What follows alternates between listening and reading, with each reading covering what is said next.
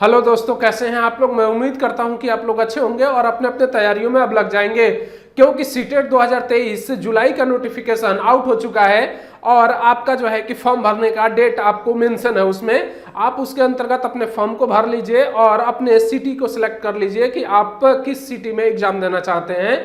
उसके बाद से जो है कि आप अपने फाइनल तैयारी में लग जाइए, क्योंकि तैयारी में अगर नहीं लगेंगे तो आपके पास बहुत कम समय बचा है। लगभग में अगर मैं बात करूं तो आपका 2 से 2.5 महीने का टाइम है आपके पास, और आपको इसी बीच अपने तैयारी को मजबूत करना है। तो आप हमारे साथ जुड़ सकते हैं। आप अगर हमारे चैनल पर नए हैं तो सबसे पहले हमारे चैनल को सब्सक्राइब कर लीजिए और बेल बटन को दबा लीजिए, जिससे मैं यहाँ पे कोई भी वीडियो डालूं आपको आसानी से मिल सके, आप उससे लाभान्वित हो सके। तो सबसे पहले हम लोग सीटेट के सिलेबस को समझेंगे और उसको ये समझने का प्रयास करेंगे कि सीटेट में हमें ज़्यादा नंबर क्यों लाना चाहिए। तो सबसे पहले मैं आप लोगों को बता दूं कि सीटेट में आपको ज़्यादा नंबर क्यों लाना चाहिए, उसको आप लोग समझिए। अगर मैं उत्तर प्रदेश की अगर मैं बात करूं, अगर आप सीटेट दे रहे हैं या अगर आपने जो है कि यूपी टेट नहीं दिया है और यूपी टेट में आपके मार्क्स अच्छे नहीं हैं, तो आपको थोड़ी सी दिक्कत की जो है कि सामना करना पड़ेगा। अगर मैं बात करूं, अगर मान लीजिए कि 100 नंबर है आपका, और आप लोग जानते हैं कि उत्तर प्रदेश गवर्नमेंट ने अभी हाल ही में एक नियम लागू किया है कि इसका 1/4 मार्क्स जो है आपका मेरिट में जुड़ेगा, यानी कि 100 इंटू 1/4 की अगर मैं बात करूं तो इसका 25 मार्क्स आपका जो है कि मेरिट में जुड़ेगा। आप लोगों को ये पता है। अब देखिए मेरे प्यारे दोस्तों, अगर आप सीटेट पास हैं, ठीक है, और आप जो है कि 80 नंबर या ओबीसी में हैं तो 82 नंबर लाए हुए हैं, या मैं मान लेता हूं कि 82 की जगह आप 90 लाए हुए हैं और इसका 1/4 यानी कि 2 और ये आपका 45, यानी कि आपका 22.5 नंबर जो है कि यहाँ पर जुड़ेगा। अब देखिए मेरे प्यारे दोस्तों, जो छात्र 120 लाया है 1/4 करेंगे तो इसका मतलब हो गया उसका 30 नंबर जो है कि यहाँ पर जुड़ेगा। इस कंडीशन में क्या होगा कि आप मेरिट में थोड़े से डाउन हो सकते हैं, ठीक है। अगर जो छात्र 120 ला रहा है उसके अकॉर्डिंग आप डाउन हो सकते हैं और आप मेरिट में थोड़ा सा जो है कि पीछे भी हो सकते हैं, ठीक है, अगर आप जो है कि चीज़ों को अच्छे तरीके से डील नहीं करते हैं। तो इसलिए मैं आपसे कहूँगा कि अगर आप जो है कि सीटेट का प्रिपरेशन कर रहे हैं तो आपको जो है कि मार्किंग ज़्यादा करनी पड़ेगी।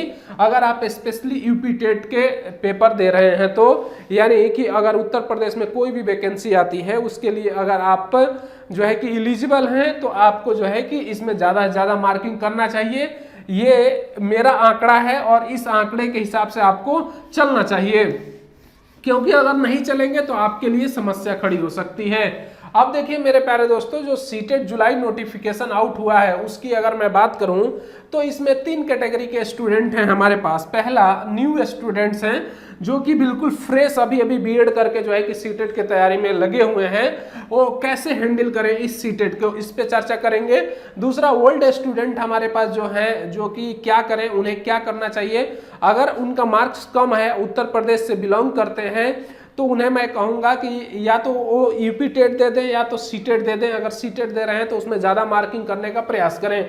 1 अटेम्प्ट बट फेल स्टूडेंट, यानी कि जो स्टूडेंट 1 बार 2 बार दे चुके हैं और वो फाइनल फेल हो चुके हैं, उनका जो है कि स्थान नहीं बन पा रहा है। चूँकि आप लोगों को पता है कि सीटेट की अगर मैं बात करूँ तो सीटेट में आप लोगों का जो है कि 65 से 70% तक कैंडिडेट जो है यहाँ पर फेल हो जाते हैं, यानी कि मुश्किल से जो है कि 35 से 40% अगर मैं बात करूं, यानी कि यहाँ पर 30 से 35% मैं बात करूं, 30 से 35% जो है कि कैंडिडेट पास होते हैं। आप लोग इस बार जो दिसंबर सीटेट का रिजल्ट आया है उसमें आप लोग देख सकते हैं कि कितने कैंडिडेट फॉर्म भरे थे और कितने कैंडिडेट पास हुए हैं, वहीं से आंकड़ा ये निकल जाता है आपका। तो 30 से 35% स्टूडेंट जो है आपके मुश्किल से पास होते हैं। उसके बाद से जो है कि 65 से 70% स्टूडेंट आपके फेल हो जाते हैं। अब देखिए न्यू स्टूडेंट को मैं कहूँगा कि सबसे पहले उन्हें एक चीज़ देखना चाहिए कि सिलेबस क्या है, और उस सिलेबस के अकॉर्डिंग अपने डायरेक्शन को देना चाहिए उन्हें, और उसी डायरेक्शन में जो है कि फॉलो होना चाहिए। अगर उस डायरेक्शन में वो फ्लो होते हैं, वो बहते हुए चले जाते हैं, तो सीटेट आसानी से पास कर लेते हैं। हम यहाँ पर सिलेबस का भी डिस्कशन करेंगे कि दोनों पेपर के लिए, प्राइमरी के लिए और जूनियर के लिए क्या क्या सिलेबस है उस पर भी चर्चा करेंगे। ओल्ड स्टूडेंट भाई क्या करें, ओल्ड स्टूडेंटों को मैं कहूंगा कि उनको जो है कि रिवीजन पे ज़्यादा फोकस करना चाहिए। अगर वो रिवीजन पे ज़्यादा फोकस कर रहे हैं तो अपने इस सेक्शन को आसानी से सीटेट जुलाई वाले को पास कर सकते हैं। वन अटेम्प्ट अगर मैं बात करूं तो इन्हें जो है कि एक बार अपने नोट्स को जो है कि दोहराना चाहिए। इसके बाद से अगर मैं कहूं तो नई चीज़ें जो इस बार सम्मिलित हुई हैं या इस बार जो है कुछ चीज़ों में बदलाव होता है तो उसको इनको पढ़ना चाहिए। पढ़ना तो ये सारी सभी को चाहिए, लेकिन मेरे कहने का मतलब ये है कि ये इनको ये पहचानना चाहिए कि कहाँ पे मिस्टेक हो रही है और कहाँ पे नहीं हो रही है, तो उस सेक्शन को पकड़ के आगे चलना है। अब देखिए मेरे प्यारे दोस्तों, अब हम बात करेंगे कि जो हमारा सिलेबस है वो क्या हो सकता है। सिलेबस को एक बार देखिए आप लोग, और सिलेबस के अकॉर्डिंग ही आपको चलना है। चूंकि आप लोग जानते हैं 1 to 5th की अगर मैं बात करूं, 1 to 5th के लिए इसको बोलते हैं हम लोग प्राइमरी लेवल, और 6 to 8 की अगर मैं बात करूं इसको बोलते हैं हम लोग जूनियर लेवल। अब देखिए दोनों का सिलेबस में थोड़ा सा अंतर है, ज़्यादा का अंतर नहीं है। अगर प्राइमरी लेवल की अगर मैं बात करूं तो सीडीपी आपका आता है, और सीडीपी 30 मार्क्स का आता है, ठीक है। उसके बाद से अगर मैं बात करूं तो लैंग्वेज फर्स्ट आपका आता है और लैंग्वेज सेकंड आता है, ठीक है। अब लैंग्वेज फर्स्ट और सेकंड में अगर मैं बात करूं क्या क्या आता है तो 30 नंबर का। उसके अलावा अगर मैं बात करूं यहाँ से ईवीएस आता है आपका 30 मार्क्स का, ठीक है। मैं उम्मीद करता हूं कि ये सारे चीजें आप लोग समझ गए होंगे, ठीक है।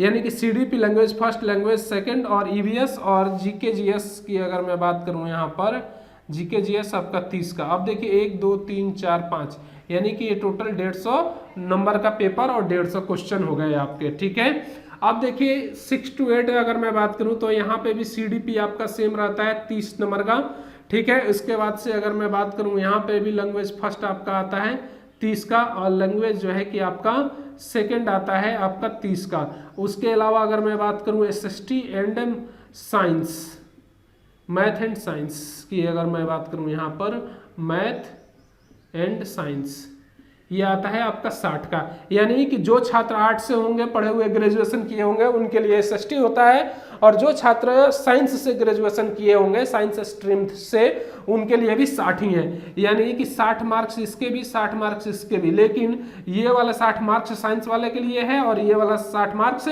आर्ट्स वाले के लिए है। तो ये टोटल 9 6 15 150 क्वेश्चन यहाँ भी हो गया आपका 150 मार्क्स का, ठीक है। तो ये है आपका सिलेबस। अब देखिए लैंग्वेज फर्स्ट की अगर मैं बात करूं तो अगर आप यहाँ से भाषा की अगर मैं बात करूं तो हिंदी चुनते हैं, तो लैंग्वेज सेकंड में आपको या तो इंग्लिश या संस्कृत में से एक चुनना पड़ेगा। आपका फर्स्ट लैंग्वेज हिंदी हो गई, और दूसरा लैंग्वेज अगर मैं बात करूं इंग्लिश और संस्कृत में से अगर आप जिसमें से प्रीफर करें एक आप चुन सकते हैं। इंग्लिश चुन लीजिए या संस्कृत चुन लीजिए, ठीक है, हिंदी के साथ। यही कंडीशन यहाँ पे भी है। अगर आप जो है कि हिंदी चुनते हैं यहाँ पर, फर्स्ट लैंग्वेज तो आपकी हिंदी, और दूसरा अगर मैं बात करूं इंग्लिश और संस्कृत में से कोई एक आप जो है कि चुन सकते हैं। यानी कि या तो इंग्लिश ले लीजिए हिंदी के साथ अगर आपको समझ में आता है, अगर संस्कृत समझ में आता है तो संस्कृत ले लीजिए, ठीक है। तो मैं उम्मीद करता हूं कि ये सिनेरियो आप लोग समझ गए होंगे। सीडीपी देखिए, सीडीपी का क्लास हमारे यूट्यूब चैनल पे भी चल रहा है, आप लोग वहां से देख सकते हैं। लैंग्वेज फर्स्ट, लैंग्वेज सेकंड जो है कि आप कहीं से भी पढ़ सकते हैं, या आदित्य पब्लिकेशन की आपके पास बुक है अगर हिंदी की तो वहां से पढ़ सकते हैं। इंग्लिश में आप पैराग्राफ आप आसानी से कर सकते हैं, संस्कृत में भी पैराग्राफ आते हैं वो भी कर सकते हैं। ईवीएस की मैं बात करूं इन्वायरमेंट की तो हमारे भी चैनल पे चल रहा है, आप वह देख सकते हैं। जीके जीएस भी देख सकते हैं, और यहाँ पे मैं आपको सीए जोड़ देता हूँ, ठीक है। तो ये आपका 30 का और टोटल आपका 150 क्वेश्चन हो गया। तो सीए जीके जीएस थोड़ा सा आप लोग अगर देख लेते हैं तो आपको आसानी से चीज़ें कवर हो जाती हैं। इसके अलावा अगर आप सीडीपी जूनियर के लिए तो 30 लैंग्वेज में वही है, सेम है, और एसएसटी में आपका 60 आपको पढ़ना पड़ेगा थोड़ा एसएसटी, ठीक है, तभी आप जो है कि कवर कर पाएंगे, ठीक है। तो ये है सिनेरियो आपका सिलेबस का। मैं उम्मीद करता हूं कि ये सिनेरियो आप लोग समझ गए होंगे। सबसे पहले आपके माइंड में ये मेकअप होना चाहिए कि भाई इसमें जो है कि 70% यानी 65 से 70% स्टूडेंट फेल होते हैं। अब इस सिनेरियो को आप समझेंगे और आप अपने जुनून के साथ कि मुझे इस बार निकालना है, तो आप आसानी से सीटेट को निकाल सकते हैं। तो आप लोगों से मैं कहूँगा कि आप लोग जो है कि अपने तैयारी को सही डायरेक्शन में लेकर जाइए और आप आसानी से पेपर पास कर जाएंगे। इतना बहुत बड़ा तोप नहीं है ये। तोप कहने का मतलब ये है कि एक बहुत ही बड़े लेवल का तोप नहीं है, जैसे ISPCS का एग्जाम होता है वैसे तो है नहीं। आसानी से इसको आप लोग निकाल सकते हैं। तो आज के लिए इतना ही, मिलते हैं अगले वीडियो में, तब तक के लिए जय हिंद।